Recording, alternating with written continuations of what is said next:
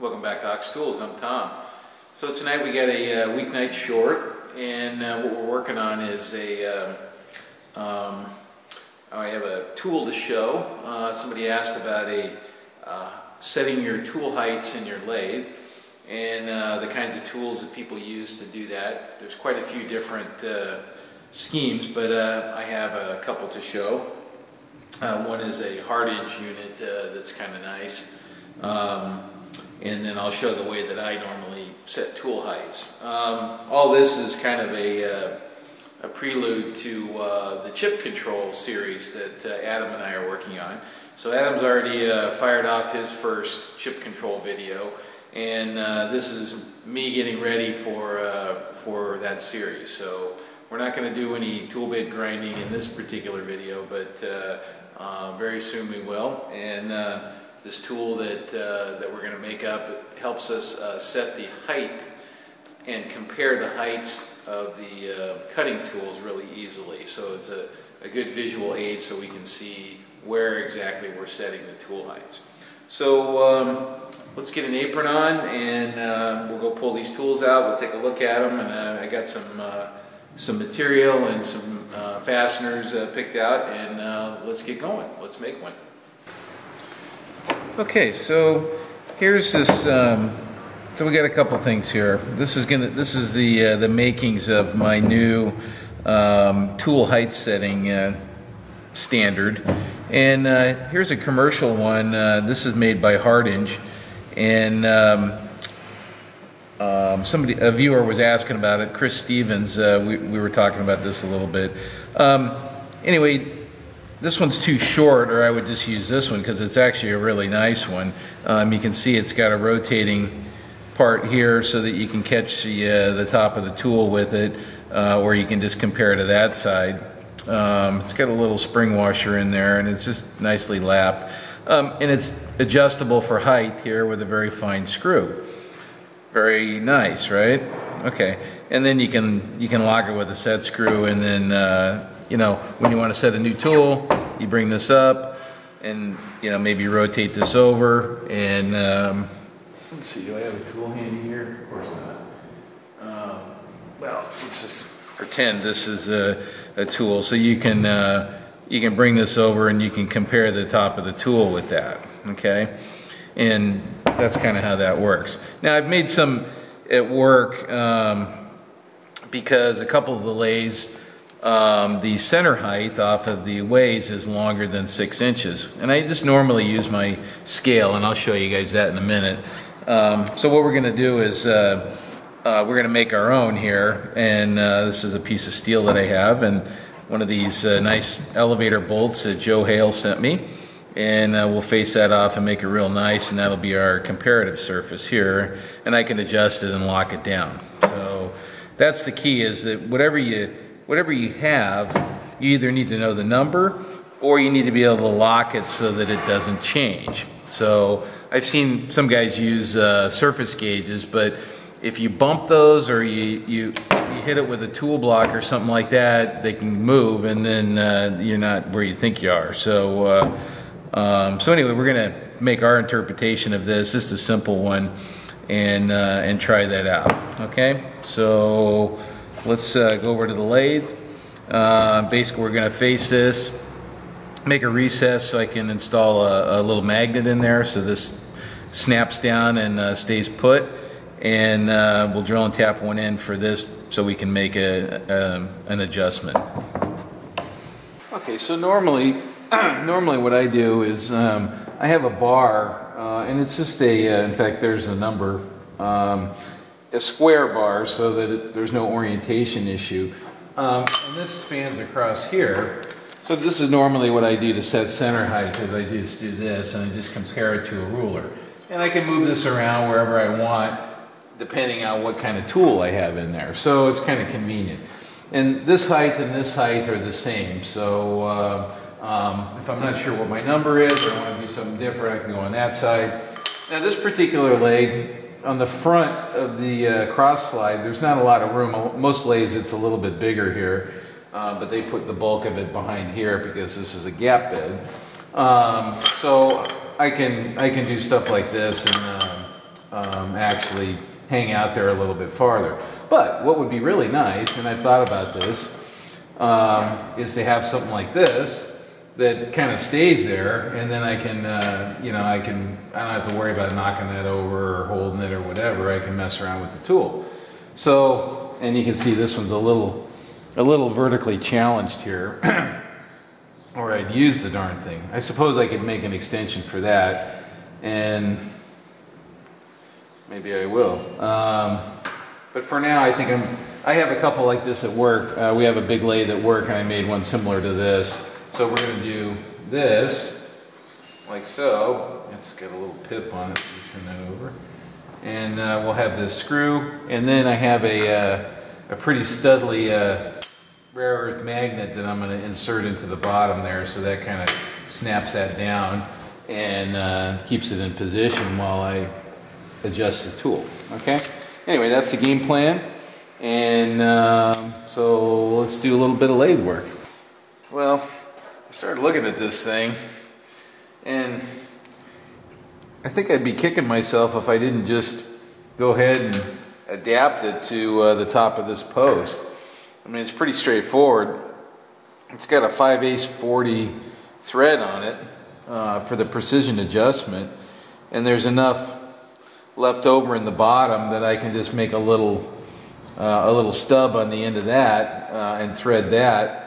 And then I'll have this really spiffy hard edge height gauge for setting heights. And then I'll still do the magnet thing in the bottom. So I think that's what I'm going to do instead of using a bolt. So let's set up and do some turning and some threading. Okay, so we got the end faced, and we started turning it. So we're going to turn it down to our major diameter.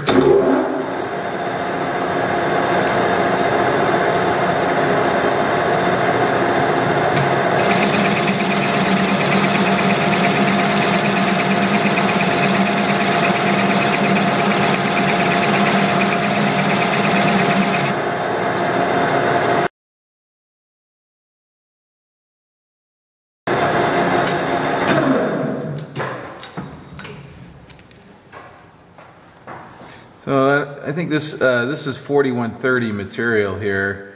I just had some around. Oh, let's see where we're at here.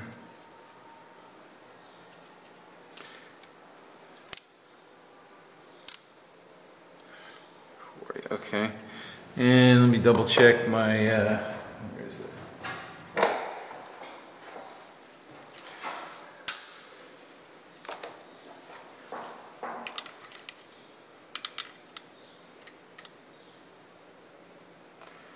633.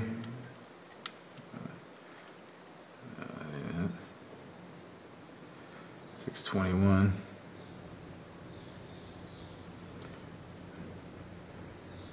All right. We're going to start at 5/8.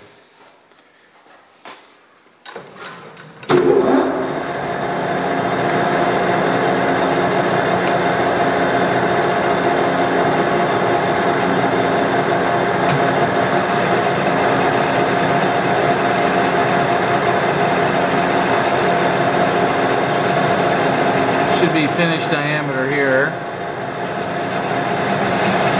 Go right up into the shoulder, and we'll come back out and face that shoulder up.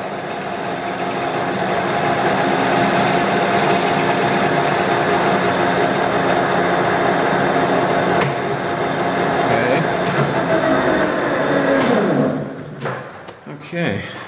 That's slightly magnetic or something going on there. I hope this stuff threads good. It's not turning real nice. Okay, so what I'm going to do now is I'll put a little thread relief back there and a little 45 chamfer on these edges just to break them. Well, this one will be a little deeper for the thread, and then we'll set up a threading tool. Okay, so oops, here's the thread we're cutting. You can see it's a pretty small thread, 40 threads per inch. But we have a nice gauge that we can use to fit it to. So we're going to use our little Nicole Mini Systems single point threading. And this is a little carbide insert. And we're going to use this for a couple reasons, because it's really easy for me to switch this over to a little narrow grooving tool, so I can just do a quick thread relief on that and then switch the insert back for threading. So we'll put this, now this is a pretty small shank here, it's a 1/2 inch shank, and we're going into this big monster tool block here. So I like to use shims. And this one's copper here. I like copper as opposed to aluminum because it's got a little more spring than the aluminum does, and this is denser. I don't know. I've just been using copper for years and it works really good. So now what I'm going to do here, I just snugged that so it didn't fall out on me. I'm going to set this on here and just kind of set the tool flush with that edge. Okay, and that sets me flush there. And this also raises the tool up so that I'm not at the extreme ends of my adjustment on my my height adjustment. So now I'll move the camera around. I'll move the camera around so you guys can see. Well, let's see. Okay. So we'll go ahead and set the height of the tool kind of my normal way here. Okay, so I put my 1-inch bar across there, my 25mm bar, and I set my scale, and then I just look at the scale, and I know the number, so and I always have my scale with me. You guys know that, right? So I don't have to look for anything. That stays on the lathe. Okay, so the tool height is set, so I'm going to swap this out for a little grooving insert that's roughly the same width as that, and then put a thread relief behind her. Alright, let's go ahead and swap this out.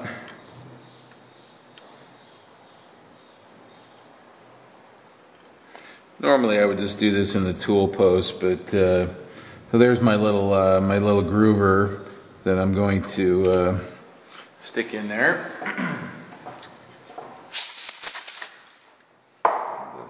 Pocket a little spritz.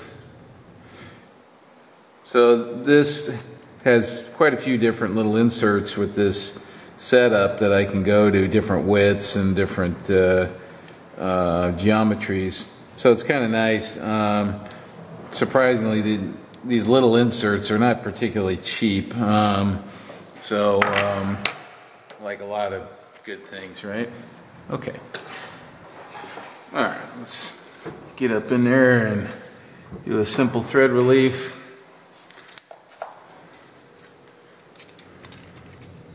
I'm just gonna hold that off the wall.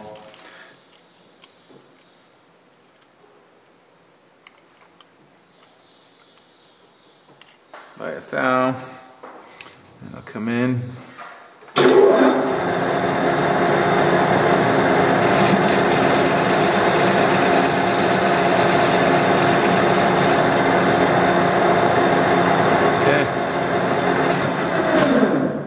This thread's pretty shallow, so not going to need much. Not going to need much. Let's take a look at that. Yeah, you know, I could probably go a little deeper. Not going to hurt, right?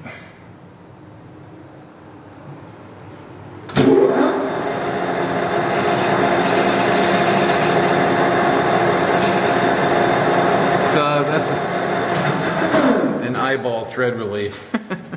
Okay, so once again we're going to be some what I would call demanding threading, because we got to come up to there, right? So we're gonna be coming up against our shoulder here. All right, what am I doing here? All right, let's go threading. First things first.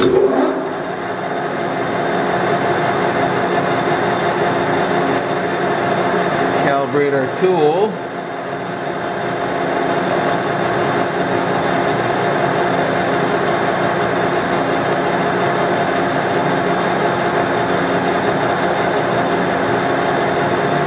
I didn't like that one. Oops.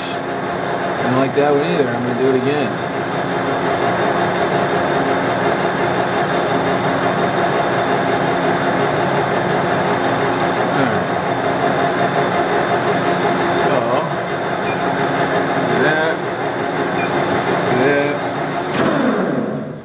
And we're going to set our gearbox for our 40 threads per inch. So B, C, G, H, B, C, G, H. Alright. And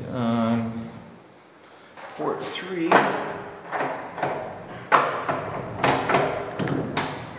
There's that. And let's see what that looks like. Well, that's creeping along. That'll take about a week. Let's speed this thing up here. So 82. Let's try 285.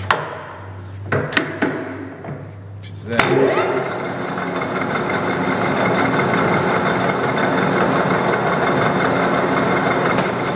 Seems manageable. Manageable for us non-quick draw McGraw guys. Alright. Well, let's do a 1/1000 scratch pass and see what we get. And I think I'm ready.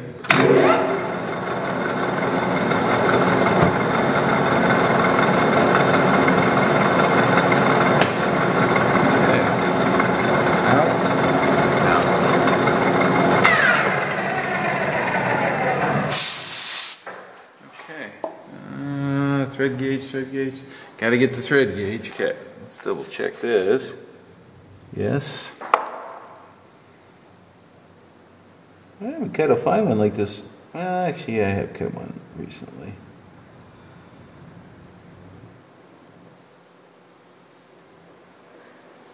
Okay. Pretty happy. Let's go.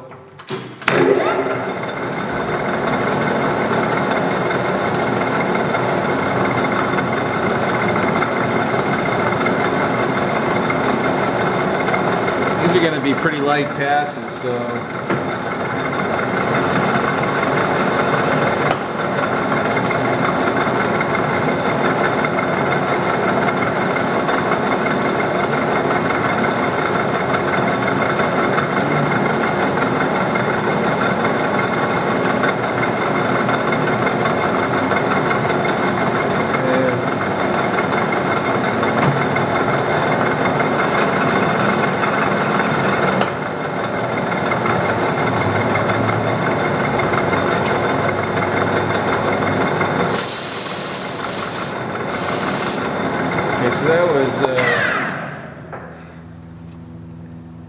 that was about 10,000. Yeah, this 4130 or 40 or whatever it is not threading very nice. That is for sure. All right. Oh, there it is. So I think I could even start checking this now.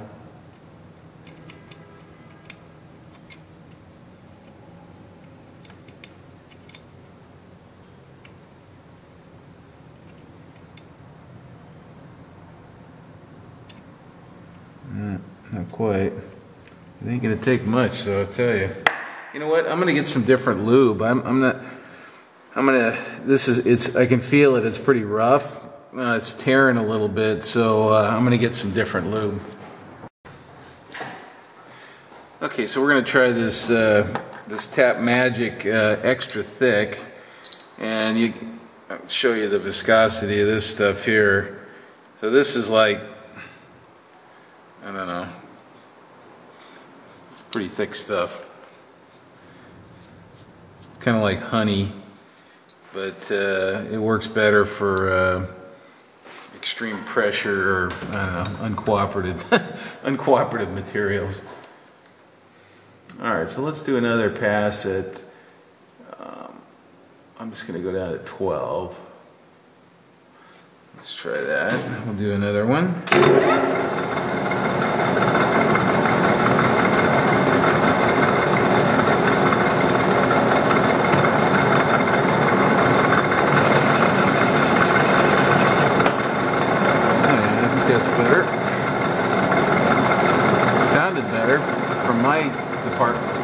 my position.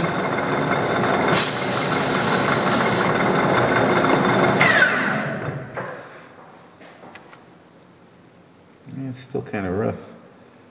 Still feels a little rough.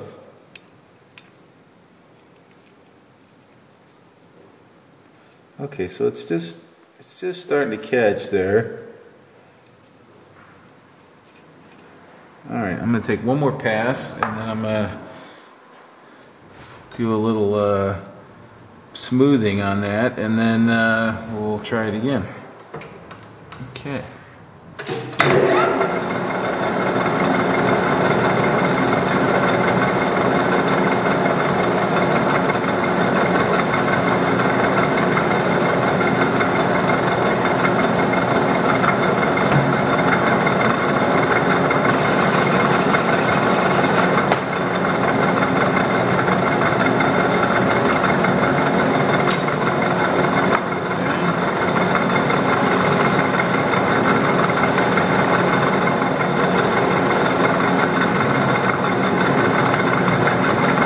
This is this red Scotch-Brite here.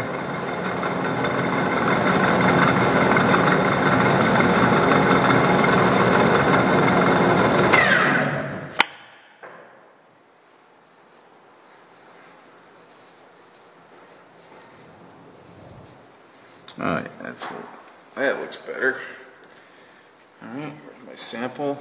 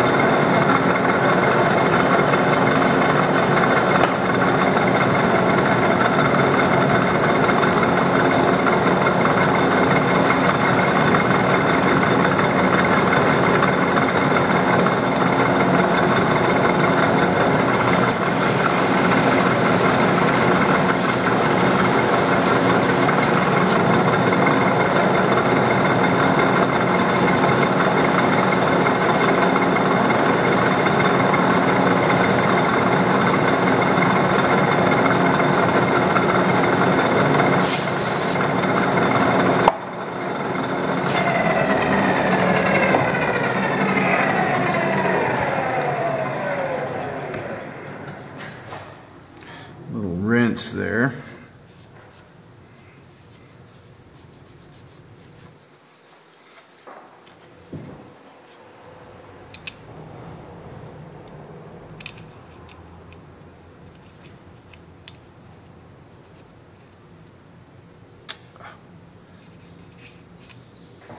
Well,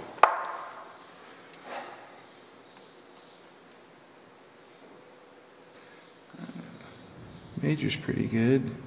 Well, you know, with a really fine thread like this, it doesn't take more than a couple of tenths to make it fit like poo-poo.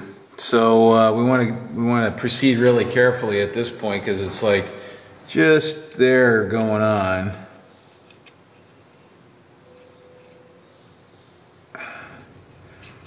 Yeah. Well, such is life, right? Major's pretty good. Alright, that last one was at 18. I'm going to go 19.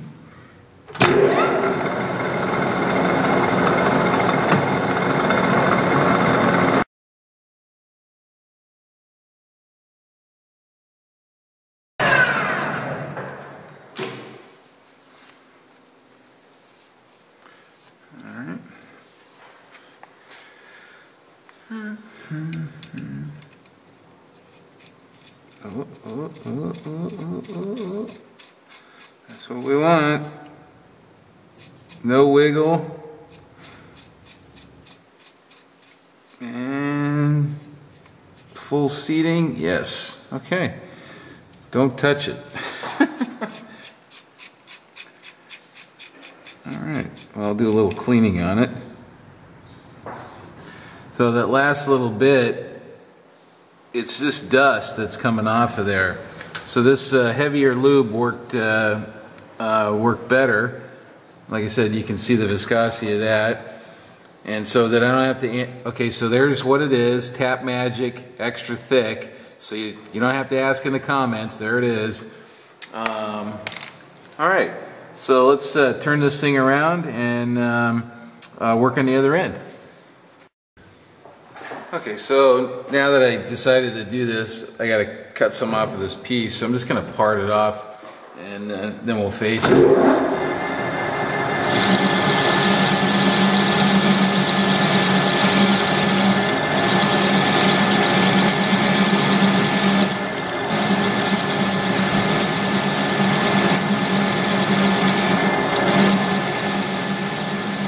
This is Iscar parting tool here.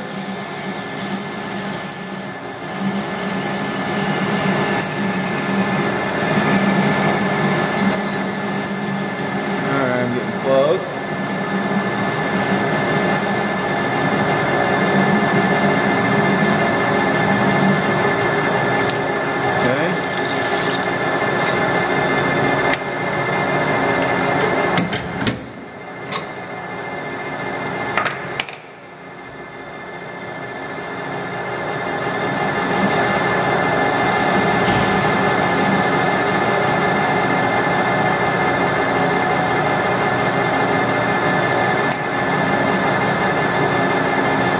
So I'm going to put a little counterbore in there for that magnet, so just want to get a reasonably smooth face on the bottom.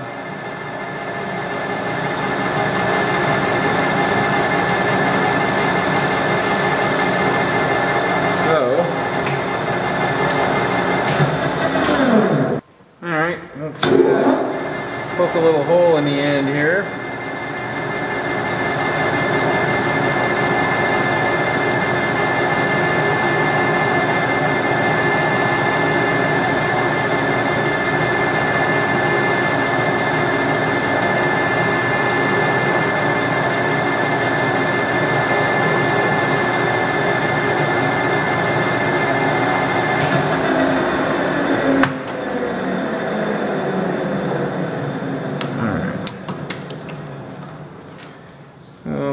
Drill in a little ways. Let's see, what do we want to use here? Something that will leave a little shoulder for me there. Alright, let's do that.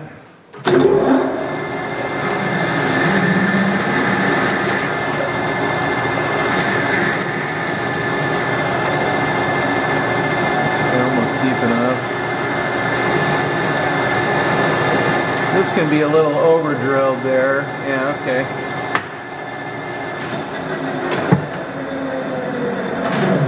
Now we're going to put a little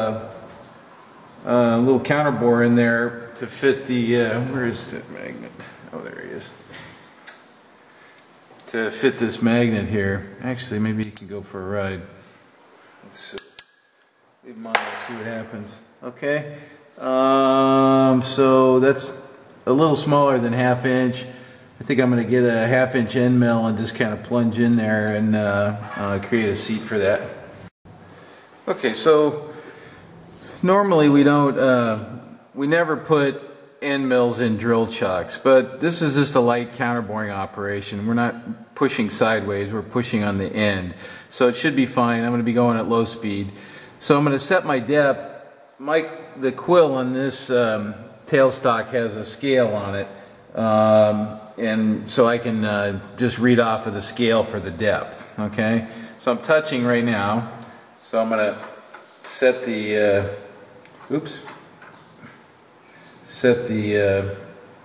dial at 0 and engage, and I'm just going to slowly feed that in.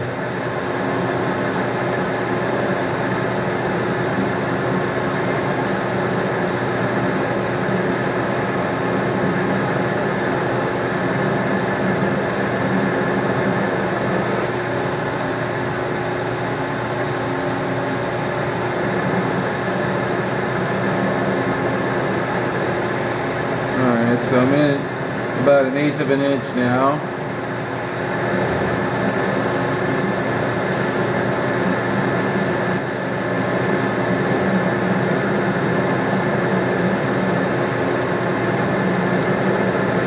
But I think I want this a little deeper than the I want the magnet slightly subsurface.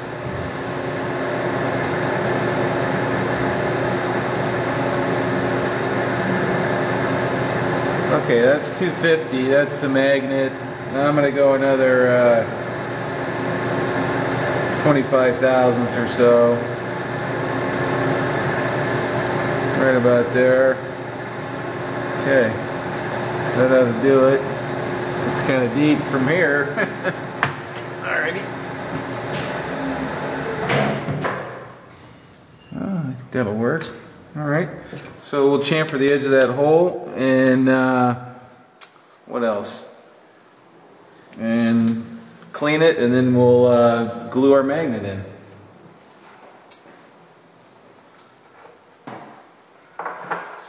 Let's do it the other way. Get rid of that. Go to this.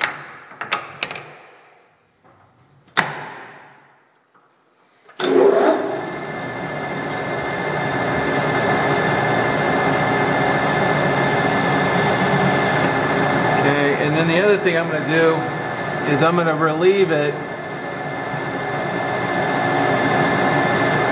so that I just have a kind of a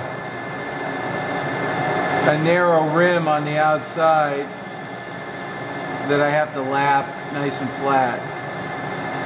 Like that.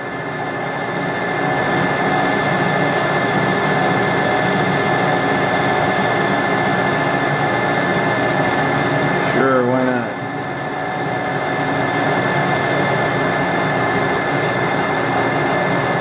Okay.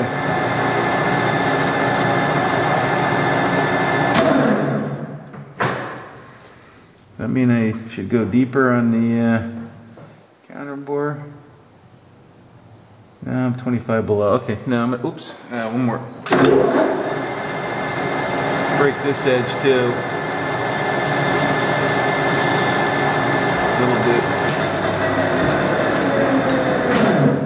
Okay, so I think we're ready here.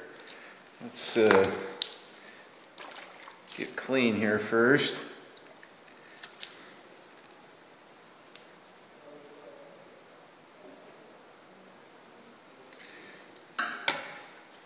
This is just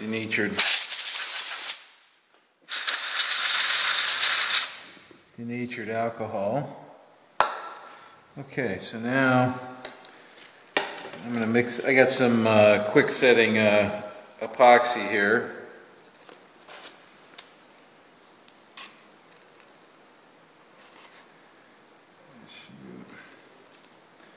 More than enough, but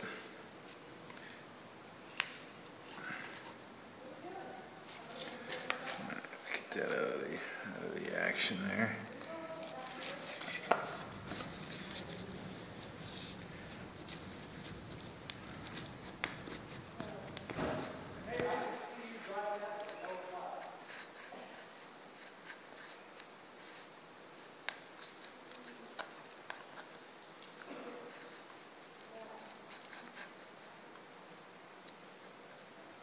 Well, this will be interesting, sticking the magnet in there.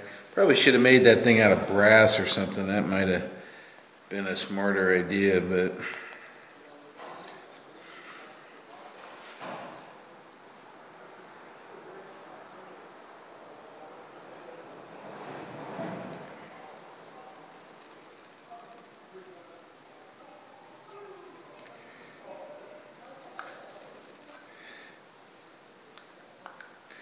I know that's about 10 tons too much. Alright. It's always the, what do you do with that, right? Okay, here we go. Everything's sticky now. Oop. Hey, not bad.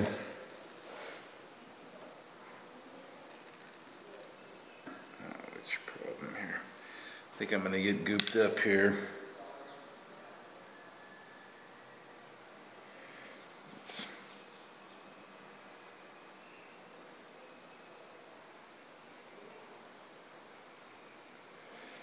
I'm going to lap the bottom, so I'm not too worried about excess here.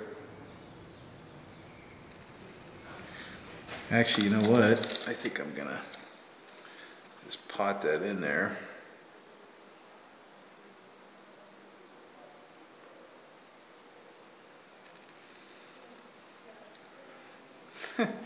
You know, you always look at that and you go, hey, one more little wipe, right?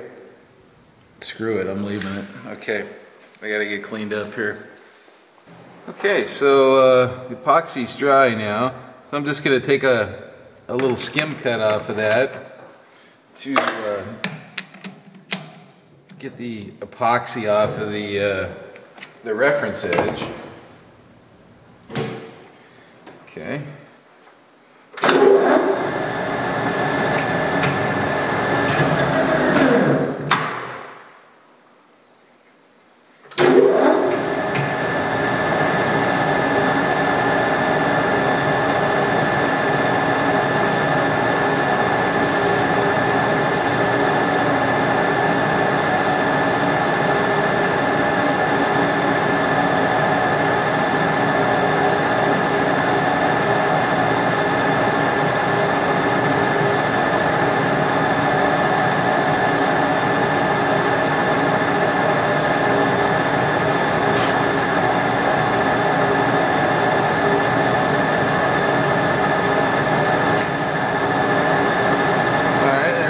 Steel magnet's doing its job.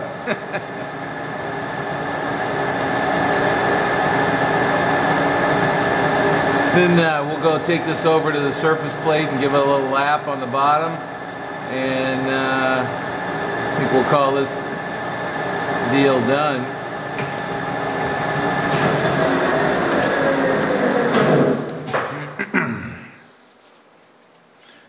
There is one problem with having a magnet around the lathe, you know, it's going to pick stuff up. Actually, it feels pretty good. Well, you know what, let's just try it. Let's see what happens here.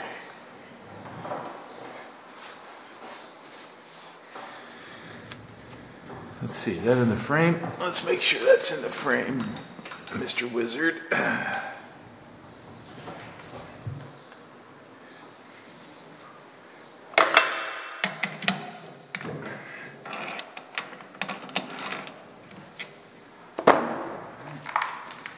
Wiperama. Okay, and our reference bar.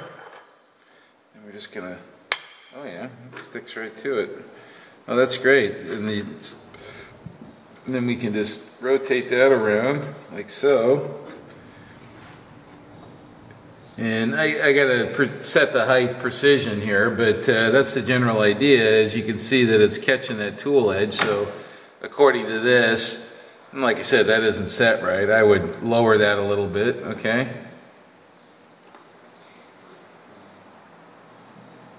Okay, a teeny bit more.